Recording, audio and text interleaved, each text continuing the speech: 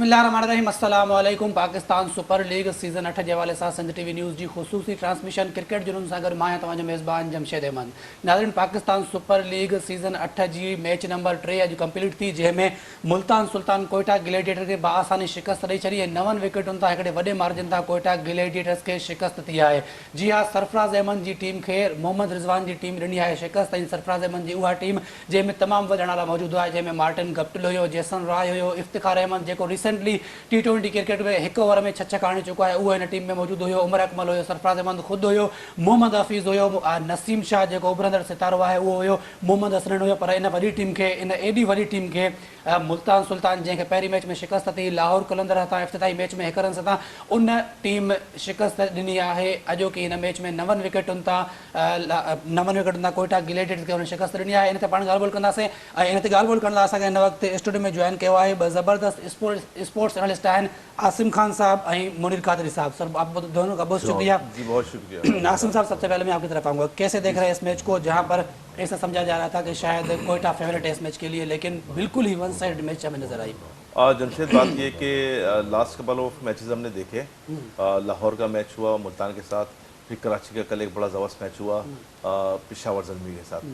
तो जिस तरह के दोनों मैचेस हुए थे तो एक्सपेक्ट यही की जा रही थी कि ये मैच भी कुछ उसी तरह का होगा, लेकिन बिल्कुल आउट ऑफ द एक्सपेक्टेशंस ये मैच जो है वन साइडेड हो गया, जिसकी कतई भी यानी कि कोई भी इसकी इस तरह की उम्मीद नहीं कर रहा था। मैच से पहले मेरी आपसे बात हुई थी फोन पर, आपने कहा था Quetta is going to win. Yes, I said so, क्योंकि मैं जो बात की थी वो मैंने टीम को देख के की थी। अभी तक उस बात पे कायम है ना कि आपने कहा था, कुछ लोग तो मुकर जाते हैं कि भाई मैंने ऐसा नहीं कहा था। मैंने ये बात कही थी, बिल्कुल मैं उस पर कायम हूँ, और हर कहीं भी बात पूरी नहीं होती है, मैं इस बात पर कायम हूँ। सर, कैसे देख रहे हैं आज का ये मैच कोयटा को? देखिए, एक तो ये है कि जिस तरीके से मैचेस शुरू हुए, आपने देखा कि जो नुमाइशी मैच खेला गया कोयटा में वो बड़ा ज़बरदस्त तरीके से हुआ। 6 छक्के मार के इफ्तिखार चाचा ने अपने आप को भतीजे में तब्दील किया। सेकंड नंबर पे फिर उसके बाद आपने देखा पेशावर का मैच कैसे हुआ, और कराची कितना ज़बरदस्त मैच खेल के जीता हुआ मैच जो है वो बिल्कुल लॉस कर गई 2 रन से। और होता क्या है कि जब एक चीज़ इस तरह रूटीन में चल रही हो तो पिच और एनवायरनमेंट, एटमॉस्फेयर, वेदर, ये बहुत चीज़ें काउंट होती है। एक तो उन्होंने टॉस जीत कर फिर दोबारा फील्डिंग का फैसला किया मुल्तान ने।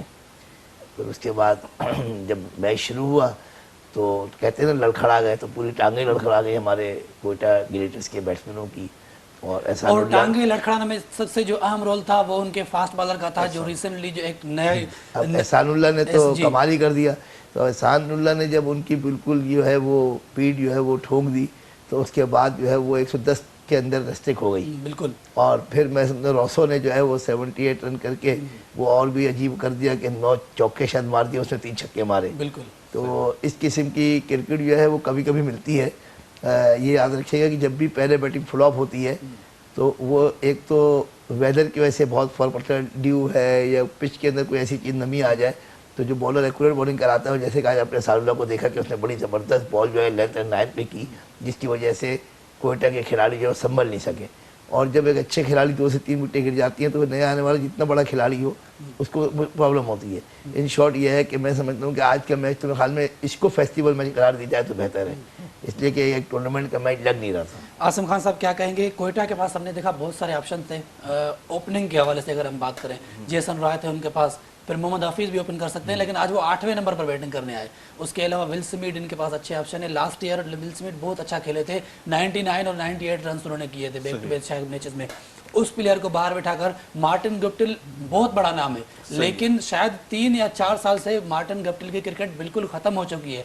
वो जो 2019 में वर्ल्ड कप हुआ था इंग्लैंड में, बिल्कुल उस वर्ल्ड कप से लेकर आज तक मार्टिन गप्टिल की कोई भी परफॉर्मेंस नहीं है। इवन कि अब तो इंग्लैंड वाले वो अपनी प्लेइंग 11 में इस प्लेयर को नहीं रखते, लेकिन ये क्या वजह है कि हम मार्टिन गप्टिल को लेकर आते हैं और फिर अगर इतने बड़े प्लेयर आपकी टीम में आ गए तो फिर उनको खिलाना लाजमी बन जाता है, और फिर जो डिजर्विंग होते हैं, जो यंग लड़के होते हैं, जो परफॉर्मर्स होते हैं, वो बाहर होते हैं, फिर आपका कॉम्बिनेशन जो होता है वो पूरा हिल जाता है और फिर आप कॉम्बिनेशन नहीं बना पाते। बड़े नाम तो हैं लेकिन परफॉर्मेंस नहीं आई सामने। देखिए, बात ये कि T20 क्रिकेट जो है ना जमशेद, या तो वो किसी एक दिन एक बॉलर का मैच है या एक बैटर्स का मैच है, ठीक है। आपने जिस तरह कहा कि मार्टिन गप्टिल जो है वो 2019 से परफॉर्म नहीं कर पा रहे हैं, yes I agree with you कि परफॉर्म नहीं कर पा रहा है, लेकिन हमें ये बात भी मद्देनजर रखनी होगी कि ये एक बहुत बड़ा नाम है क्रिकेट में, T20 क्रिकेट के अंदर, ठीक है। और T20 क्रिकेट के अंदर अगर ऐसा बैटर 10 ओवर भी विकेट पर खड़ा होता है ना, तो मैच पूरा चेंज कर देता है। लेकिन 4 साल से वो क्रीज पे खड़ा ही नहीं हो सकता। नहीं, ऐसा नहीं है कि बिल्कुल उन्होंने परफॉर्म नहीं किया, हाँ आप ये बोल सकते हैं। लेकिन आप यहाँ पे एक चीज़ देखें, 2019 के वर्ल्ड कप में उनसे परफॉर्म बिल्कुल नहीं हो रहा था, लेकिन उनके कप्तान, ठीक है, उन्होंने उस पर कितना रिलाई किया था, उनकी टीम ने, सबने उसको रिलाई किया, इवन के फाइनल तक वो मुस्तकिल उसको तो चले देते रहे। एक मिनट 2019 को कितने साल गुजर गए? Let me complete it. यही अगर पाकिस्तानी कोई प्लेयर होता, ठीक है, और उसके ऊपर इतना रिलाई किया जा रहा होता, तो हमने और तमाम मीडिया ने और तमाम लोगों ने उछल जाना था। एक तो बात हो गई उसकी, 2019 की बात हो गई। लेकिन यहाँ पर जब उनको इन्होंने पिक किया है, तो पिक करने का मकसद ये नहीं होगा, क्योंकि कोई ना कोई तो परफॉर्मेंस होगी ना, उस बुनियाद के ऊपर लिया होगा ना। ऐसा नहीं है कि अगर इंटरनेशनल क्रिकेट में नहीं चल रहा है, तो वो जो दूसरी लीग्स होती है उसके अंदर परफॉर्म कर रहा है मेरा भाई वो, तो यही इस चीज़ को मद्देनजर रखते हैं उसको पिक किया गया, उसको खरीदा गया। मुझे बताएं, कहीं भी परफॉर्म नहीं कर पा रहे मेरा भाई, मेरी अर्थ सुना, गप्टिल जो है वो छोटा नाम तो है नहीं किसी भी तरह से। सही है, मैंने कभी डिनाई नहीं, मैं तो मानता हूं वो बहुत बड़ा नाम है, ठीक है, लेकिन परफॉर्मेंस नहीं है ना। विल स्मिथ लास्ट ईयर आपके लिए खेले थे, 90 रन उसने बनाए थे। देखें बात ये है कि यहाँ पे कप्तान सरफराज अहमद या उनके जो थिंक टैंक बैठा है, वो कोई ऐसा तो नहीं है ना कि करोड़ रुपया देने के बाद, एक मिनट, करोड़ रुपया देने के बाद जो है वो उसको यूज नहीं करेगा, यूटिलाइज नहीं करेगा या उसको पिक नहीं करेगा। जब पिक कर लिया है तो ये ऑप्शन बनता है कि उसको मौका दिया जाए। अब वो क्योंकि अभी एक ही मैच हुआ है ना, अभी हम फैसले सुनाना शुरू कर दें, this is not good, I think so. Munir साहब, मेरा सवाल इनसे यही था कि अगर अब जो है ना परेशानी कोच की और कप्तान के दरमियान आ गए, वो चाहेंगे यार इतना बड़ा नाम है और हम प्लेइंग 11 में शामिल ना करें, तो ये तो फिर कप्तान और कोच फंस गए ना। इसमें एक थोड़ी सी सजेटी होती है मैनेजमेंट की, जो हम थोड़ा सा एक्सपीरियंस इसमें रखते हैं कि वो खिलाड़ी जो बड़ा हो लेकिन वो परफॉर्म ना कर रहा हो, तो उसको मोरल को हाई करने के लिए और किसी तरह पहले ही मैचों में, 1-2 मैचों में उसको आजमा कर आइंदा बहुत अहम मैचों में जो हमें बहुत ही एंड टाइम पे प्रॉब्लम आएगी, उससे उसको दूर रखते हैं। मिसाल है कि मैं एक अच्छा खिलाड़ी हूँ लेकिन परफॉर्म नहीं कर रहा, और मैं 5वें या 6ठे मैच में जाके मुझे आप परफॉर्म कराएंगे तो मैं तो कर ही नहीं रहा था और मैं डल हो जाऊँगा। और जो दूसरा खिलाड़ी खेल रहा है तो उस बुनियाद पर अगर वो अच्छी परफॉर्म कर रहा है तो उसको दोबारा मौका नहीं देंगे, ये कोई फ्रेंडली मैच तो हो नहीं रहा। तो मेरे ख्याल में इस सजेटी यही मुझे नज़र आ रही है कि ऐसे प्लेयर को जिसका पहले एक नाम है, एक ज़िंदगी उसने गुजारी है क्रिकेट के अंदर, परफॉर्मेंस दी है, चाहे अभी वो फेल है, उसको शुरू के मैचों में आजमा कर उसको देखा जाए कि अगर उसकी फॉर्म वापस आ जाती है तो वेल एंड गुड, नहीं आती तो उसको आगे हम ये कोशिश करें कि बड़े प्लेयरों को लाकर उनको फॉर्म में वापस लाने के लिए जो शुरू वाले मैचेस है वो दिए जाए, या फिर सर मेरी बात सुन लेना, या फिर उन प्लेयर्स से परफॉर्मेंस निकलवाएं जैसे टॉम कोलर कैडमोर है, अब वो एक परफॉर्मर है, नया लड़का है लेकिन परफॉर्मर है। इसी तरीके से हैरी ब्रूक था, नया लड़का था लेकिन परफॉर्मर था। विल स्मिथ कोयटा ने बाहर बैठा दिया, अगर खिलाते तो वो भी उन्हीं की तरह परफॉर्म करता, क्योंकि उसकी एक फॉर्म लगी हुई है। देखिए अब 3-4 मैचेस में आप गप्टिल को अगर हम ये बात उस वक्त करें जमशेद कि अगर पूरी टीम ने स्कोर किया हो और गप्टिल ही फेल हुआ हो, आप समझिए बात को। आज के मैच के अंदर नहीं, नीचे प्रेशर आएगा ना भैया, मेरी बात सुने। आज का मैच वो मैच नहीं है जिसको हमें क्रिकेट का बिल्कुल सही मैच जिसे कहते हैं।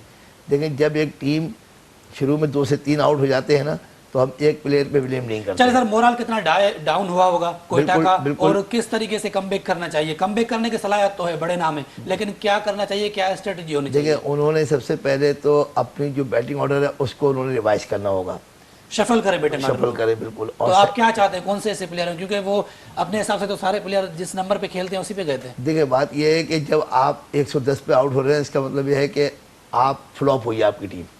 जब फ्लॉप हुई है तो इसके लिए ज़रूरी है कि आप इसे ये आजमाएं कि जो आपके बेहतरीन खेलने वाले हैं, जो विकेट पे स्टे कर सकते हैं। अब जो सेकंड मैच में उनकी स्टैंडिंग होगी और स्ट्रेटजी होगी, वो होगी कि थोड़े से 5-6-7 ओवर, चाहे रन थोड़े से कम पड़ जाए, लेकिन यह है कि विकेटें ना लॉस हो, क्योंकि अगर विकेटें गिर गई और उन्होंने 7 या 8 के एवरेज से भी खेला तो फिर यही शेयर होगा जो अभी हुआ। आसिम साहब, विकेट पे स्टे करने वाले प्लेयर तो बहुत थे, इफ्तिखार रहमान कर सकते हैं स्टे, वहां पर उमर अकमल कर सकते हैं, लेकिन उन प्लेयर को स्टे करने किसने नहीं दिया, वो थे एहसानुल्लाह। एहसानुल्लाह के हवाले से बताइए। एहसानुल्लाह के हवाले से मैं ये कहूँगा सर, क्रिकेट के अंदर कोई ना कोई एक ऐसा दिन होता है किसी प्लेयर का कि वो कहते हैं कि इस प्लेयर का डे है, तो अगर हम ये कहें कि एहसानुल्लाह का आज का दिन था तो कतई गलत नहीं होगा। और जब बंदे की लेकिन वो जो लोग जिन्होंने फर्स्ट टाइम देखा था एहसानुल्लाह को, पहले मैच में भी देखा, वहाँ पे अच्छी परफॉर्मेंस थी, लेकिन इस मैच में तो वो बिल्कुल ही आउटस्टैंडिंग रहे। तो उनके लिए कुछ बताइएगा, इसका प्लेयर का बैकग्राउंड क्या है, पहले कहाँ से खेलते थे? क्योंकि उनके लिए ये होगा कि भाई एक दिन में आया हीरो बन गया, इस तरीके से नहीं है। वो शायद डोमेस्टिक में अच्छी परफॉर्मेंस देते हुए आ रहे हैं, तभी सिलेक्ट हुए टीम में। देखें, ये केपीके से खेलते रहे, ठीक है, माजी के अंदर सेकंड 11 से ये खेलते रहे, ठीक है। ये क्रिकेट के अंदर डोमेस्टिक ये सेकंड 11 से खेलते रहे, लेकिन इतना बड़ा नाम है नहीं, ठीक है। अब मुझे एक बात बताइए, इसके बारे में खैबर ये बता रहे थे फैजान साहब के खैबर एजेंसी से उनका ताल्लुक है और इनको लाने में इफ्तिखार अहमद और दूसरे प्लेयर्स का बहुत बड़ा हाथ है। ठीक है, अच्छा, शायद ये डिटेल मुझे इतनी इन्फॉर्मेशन नहीं है इस हवाले से, लेकिन मैं यहाँ पे ये कहना चाहता हूँ कि अगर हम सिर्फ नाम के ऊपर, जिस तरह आपने कहा कि गप्टी इतना बड़ा नाम है और आप उसको मौका दे रहे हैं और परफॉर्म नहीं कर पा रहा है, तो अगर नाम भी पे मौका दें तो शायद एहसानुल्लाह को मौका भी नहीं मिलना था, क्योंकि माजी में तो उसका कोई नाम ही नहीं है। मौका जब भी मिलता है सर, मेरी सुन लीजिए, बात सुने ना मेरी, आप यहाँ बात से बात निकल रही है तो माजरत के साथ मैं आपकी बात काटूंगा। एहसानुल्लाह है मुल्तान सुल्तान के, तो मैं ये नहीं कह रहा कि मुल्तान सुल्तान वाले यंगस्टर को मौका नहीं दे रहे, मैं ये कह रहा हूँ कि कोयटा वाले जो हैं इस वक्त आपको उनकी टीम में देख लें, सारे सीनियर्स प्लेयर मिलेंगे, सारे बड़े नाम मिलेंगे, कोई ऐसा नया लड़का नहीं मिलेगा। अब उमेर बिन यूसुफ इतनी अच्छी परफॉर्मेंस है, कराची का सबसे बेहतरीन प्लेयर है इस वक्त, वो टीम में नहीं है, वो बाहर बैठा हुआ है, वो जा रहे हैं बड़े नाम पे, बड़ा नाम परफॉर्म करके दे भाई, हफीज है वो परफॉर्म करके दे, हमें गप्टिल है परफॉर्म करके दे, जेसन रॉय है परफॉर्म करके दे, उमर अकमल है, शायद सब भाई बात ये कि अगर लास्ट सीजन उठाएं, आपका जो सीजन 7 था उसके अंदर मुल्तान अपना कोयटा इतना अच्छा परफॉर्म नहीं कर सका था, अर्ली के शुरू के 6 मैचेस उसको शिकस्त हुई थी, आपको याद है ना। तो यही चीज सारी चीजें मद्देनजर रखते हुए, तो अगर वो कल को किसी नए लड़के को मौका दे देते हैं, गप्टिल को बिठा देते हैं और फिर फ्लॉप हो जाती है, टीम हार जाती है, सारा ब्लेम आप सरफराज पे रख दोगे, सारा आईपीएल देखते हैं, आईपीएल में वहां पर एक टीम है चेन्नई सुपर किंग्स, जिसके कप्तान है महेंद्र सिंह धोनी। उस टीम में सारे बड़े बड़े प्लेयर होते हैं, बड़ी उम्र के प्लेयर होते हैं, जिसमें ब्रावो है, इमरान ताहिर है, सारे बड़े बड़े प्लेयर, लेकिन उनसे परफॉर्मेंस निकलवाना धोनी का काम होता है और निकलवा लेते हैं, परफॉर्मेंस दे भी देते हैं। यहाँ भी सारे बड़े नाम थे, लेकिन अभी एक मैच हुआ है, देखें नहीं एक मैच नहीं सर, एक प्रॉब्लम है बहुत बड़ी, वो ये है कि अगर पहले बैटिंग करके 170 180 रन पे कोई टीम खेल रही उसमें आउट होती और उसमें कोई बैट्समैन जो है 2 आउट हो जाते, 3 आउट हो जाते और टेलेंटर ने रन किए होते, तो उसमें हम ये कह सकते हैं कि जो कप्तान है उसकी जो है वो स्ट्रेटजी और जो एक्सपीरियंस है वो काम आता है। यहाँ थोड़ी सी प्रॉब्लम ये है कि टीम संभल ही नहीं सकी, यानी इतना मौका नहीं मिला ना किसी बैट्समैन को। एहसानुल्लाह नया नाम है, तो एहसानुल्लाह के लिए एक चार्मिंग इवेंट हो गया कि उसको उन्होंने मौका दिया और उसने कुछ करके दिखा दिया, वो पूरे टूर्नामेंट के अंदर एक बड़ा मतलब नाम होगा। यही बात मैं सर कह रहा था कि लाहौर कलंदर्स और मुल्तान सुल्तान 2 ऐसी PSL की फ्रेंचाइज हैं जहां से हर साल हमें नए टैलेंट मिलते हैं। लाहौर कलंदर्स से मुख्तारिस रऊफ मिले या दिलबर हुसैन मिले या फिर ऊपर के 1-2 बैट्समैन है वहां से मिले, इसी तरीके से शाहनवाज दहानी पहले मुल्तान से मिले, अब यहाँ से एक और फास्ट बॉलर हमें मिल रहे हैं। इस पे आएंगे, लेकिन यहाँ पे ब्रेक लेंगे और ब्रेक के बाद हम इस पर डिस्कस करेंगे। नाज़रीन, इतना वक्त जो है शॉर्ट कमर्शियल ब्रेक जो मिलाऊं था, ब्रेक कहाँ पर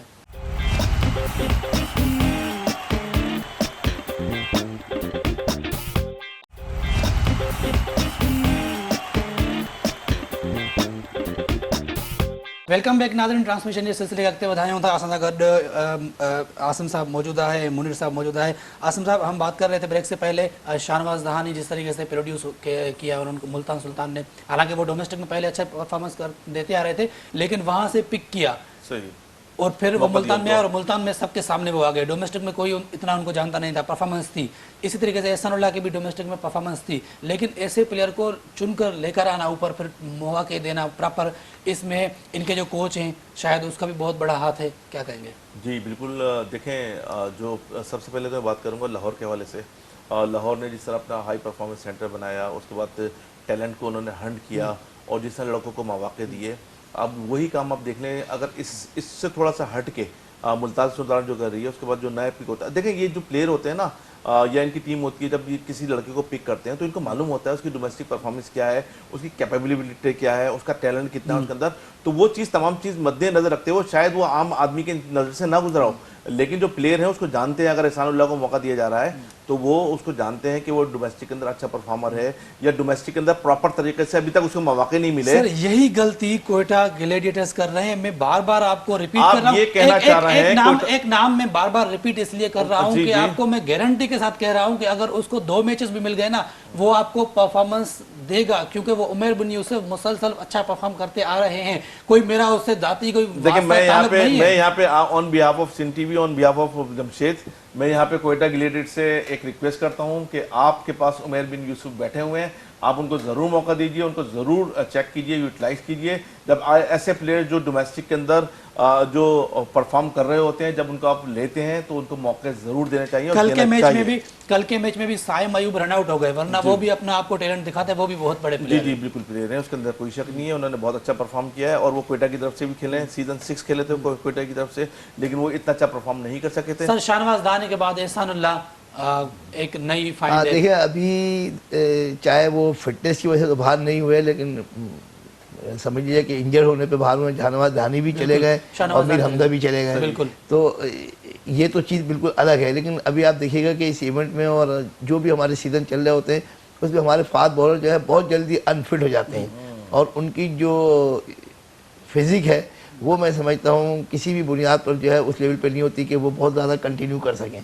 पाकिस्तान के अंदर यही बैड लक है, हार्ड लक है कि हमारे फास्ट बॉलर बहुत अच्छे उभर के आते हैं, और जिसमें एहसानुल्लाह जो है, एहसानुल्लाह उभर के आए। अब इन पे हम एज ए पाकिस्तानी उनसे भी ये रिक्वेस्ट करेंगे और उनकी मैनेजमेंट से कि इसको फिटनेस के ऊपर पूरी तवज्जो दें, और इसकी परफॉर्मेंस के साथ साथ जो है फिटनेस बहुत ज़रूरी है। तो ये पाकिस्तान के लिए खेल के कोई अपना सर शाहनवाज दानी की जो फर्स्ट पीएसएल थी, जो वो फर्स्ट सीजन खेले थे अपना, वहाँ पे वो हाईएस्ट विकेट टेकर थे, और इस बार अगर एहसानुल्लाह मुसलसल वही परफॉर्मेंस देते हैं तो शायद वो भी हाईएस्ट विकेट टेकर बन सकते हैं। और शाहनवाज दानी जब हाईएस्ट विकेट टेकर बने थे तो वो मुल्तान सुल्तान चैंपियन बनी थी, तो चैंपियन बनवाने में एक बार फिर एहसानुल्लाह का हाथ हो सकता है। लेकिन मेरा सवाल ये है कि शाहनवाज इतनी अच्छी परफॉर्मेंस देने के बाद जिस तरीके से उसकी परफॉर्मेंस डिक्लाइन का शिकार हुई, कुछ लोग वो कहते थे कि शायद वो मतलब सोशल मीडिया पे ज़्यादा एक्टिव हो गए, या फिर वो अपने आप को मतलब सोशल मीडिया पे आ गए, या उस क्रिकेट से थोड़ी तवज्जो हट गई, उन्होंने अपनी क्रिकेट से तवज्जो हट गई। तो एहसानुल्लाह के हवाले से आपका क्या शाहनवाज पैगाम होगा? दहानी जो है ना,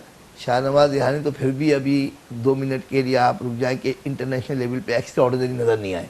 ठीक है, जलालुद्दीन एक बड़ा नाम था जिसने पाकिस्तान की तरफ से आलमी क्रिकेट के अंदर पहली वनडे हैट्रिक की थी, आपको याद होगा। लेकिन ये एटीट्यूड और डिसिप्लिन और ये जो सिस्टम है, इसके अंदर ये चीज़ें बहुत काउंट होती हैं। ये अलग बात है कि एक आध खिलाड़ी हमने देखा है जो डिसिप्लिन होने के बावजूद भी आगे आ गया, लेकिन उसकी उम्र बहुत कम होती है। लॉबी हो तो चलता रहता है। शाहनवाज दहानी की प्रॉब्लम ये हुई है कि उन्होंने क्रिकेट के ट्रैक से हट के थोड़ा सा अपना दूसरा माहौल भी बना लिया था, जिसकी बुनियाद पर मैनेजमेंट जिसे कहते हैं वो मैनेजमेंट इसको बहुत फील करती है। बहुत से लोग इग्नोर कर देते हैं। मेरी तबीयत है, मिसाल है, मैं इग्नोर कर देता हूँ, आपकी तबीयत थोड़ी सी दूसरे अंदाज में है, तो आप उसको फील करते हैं और उसको मौका फराहम करते हुए भी हिचकिचाते हैं। देखिए शाहनवाज दहानी को बहुत जगह मौका मिलने चाहिए थे, लेकिन उसको मैं यहाँ पे माजरत में आपका कतई कलामी मैं एक चीज़ कहना चाहता हूँ कि जब हाईएस्ट विकेट टेकर थे शाहनवाज दहानी मुल्तान की तरफ से, और उन्होंने आई थिंक 15-16 विकेट ली हुई थी। बिल्कुल 20 विकेट। ठीक है, उसके बाद जो है जब उनका नाम आता है कौमी टीम के अंदर तो वो टेस्ट क्रिकेट में आ जाता है, और टेस्ट क्रिकेट में उनको बिठा दिया जाता है, मौके नहीं दिए जाते। T20 में परफॉर्म करके आ रहा है, T20 में उसको क्यों नहीं खिला रहे भाई? यहाँ पे बहुत ज्यादा जातियां भी होती है यार, अपनी स्टार्स को मद्देनजर रखना चाहिए आपको करेक्ट करूँ यहाँ पे जी। शाहनवाज दानी हमें आपको या फिर जो नाजरीन है दूसरे उनको पीएसएल में नजर आए थे, लेकिन उससे पहले जो इनकी परफॉर्मेंस थी डोमेस्टिक में, वहां पर कायदेआज़म ट्रॉफी में उन्होंने परफॉर्म किया हुआ था। इसका मतलब वो टेस्ट खेल सकते हैं। मेरे भाई तो आप टेस्ट जब लेके जा रहे हो तो खिलाओ तो सही ना उसको। असल मकसद तो ये है ना यार, जब उसको जब टाइम होता नहीं, एक मेरी बात सुने भाई, किसी ना किसी के साथ कोई डिक्लाइन वक्त होता है, कोई पीक का वक्त होता है। पीक के ऊपर जब किसी की फॉर्म लगी होती है, प्लेयर का उसको खिलाते हैं तो हर जगह स्कोर भी कर रहा होता है, अच्छा बॉलर है तो गेंद भी अच्छी कर रहा होता है, लेकिन वो वक्त आप गुजारने के बाद उसको मौका देते हैं, फिर बोलते हैं मौका भी दिया था आपको, पीक के ऊपर खिलाओ ना, पीक के ऊपर खिलाते यार, मैं ये कहना चाह रहा हूं यार। लेकिन ये दूसरी बात से थोड़ा हट गए थे, ट्रैक से तो हट गए ना, वो आप सोशल मीडिया की तरफ आ गए। एक बात बहुत इंपॉर्टेंट है, और वो इसलिए कि वही वाली बात बीच में आती है कि हमें अलहमदुलिल्लाह एज ए मैनेजर बहुत एक्सपीरियंस है और एज एन ऑफिसर हम जब ड्रेसिंग रूम का एक हिस्सा होते हैं तो हमें ये महसूस होता है कि जितने भी सीनियर मोस्ट प्लेयर्स होते हैं और मैनेजमेंट, वो नए आने वाले को बिल्कुल अप्रिशिएट करती है, वेलकम करती है, लेती इसलिए है कि वो उसको पसंद कर रहे हैं, लेकिन उनको ये बात समझा दी जाती है कि यार अपने आप को पहले एक जगह पे लेके जाओ, उसके बाद जो चाहे करो। जो लोग भी दरख्त के उभरने से पहले और कच्चे फल को अपने आप को समझ के वो पक्का फल समझ लेते हैं, उनको इस किस्म की प्रॉब्लम आती है। सर मेरा एक और सवाल होगा आप दोनों से कि पाकिस्तान में हमने देखा है ना सिर्फ पीएसएल में, लेकिन उससे पहले शुरू से पाकिस्तान में एक फास्ट बॉलिंग की एक फैक्ट्री है। सही। पाकिस्तान के पास कोई ऐसी जादू की छड़ी है कि फास्ट बॉलर धड़ाधड़ पैदा होते हैं। अब हालांकि अगर भारत में देखें तो वहाँ पर उनको कम बॉलर ही मिलते हैं फास्ट बॉलिंग में, इतने अच्छे बॉलर्स, वहाँ पर बैट्समैन ज़्यादा अच्छे पैदा होते हैं। तो ऐसी क्या जी, देखिए ये मैं समझ गए मेरा कहना सवाल। चाहता हूँ कि पहले हब कहा जाता था पंजाब को फास्ट बॉलर्स का, ऐसे ही सर अगर मैं गलत नहीं हूँ, ठीक है, क्योंकि माशाल्लाह हमारे जो मौके उनको मिलते थे ना, ठीक है, मौके भी मिलते थे और वो कच्चे के गेंदे करते थे।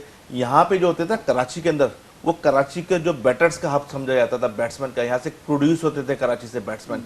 लेकिन अब इंतहाई माजर के साथ कि आपके जो ग्राउंड्स हैं, बात होती है, ये हम ग्रीन ग्राउंड की बात नहीं कर रहे हैं, असल जो टैलेंट आता है वो नीचे उससे आता है ना। आपके ग्राउंड जो है उसके ऊपर संडे बाजार लग रहे हैं, आपकी ग्राउंड्स के ऊपर शादियाल बने हुए हैं, आपकी ग्राउंड्स के ऊपर बाजार लग रहे हैं, क्या कुछ नहीं हो रहा। तो जब आप बिल्कुल आप क्लब क्रिकेट को खत्म करते चले आ रहे हैं, आप ग्रास रूट लेवल को खत्म करते जा रहे हैं, तो आपको टैलेंट कहाँ से मिलेगा? उनको ग्रास रूट लेवल को रिवाइव करने की कोशिश जारी है इस वक्त नजम सेठी के आने के बाद। एक और भी बात बहुत है अरसे से जारी कि है। फास्ट बॉलर के लिए बार बार ये बात नज़र आती है कि फिटनेस बहुत ज़रूरी है।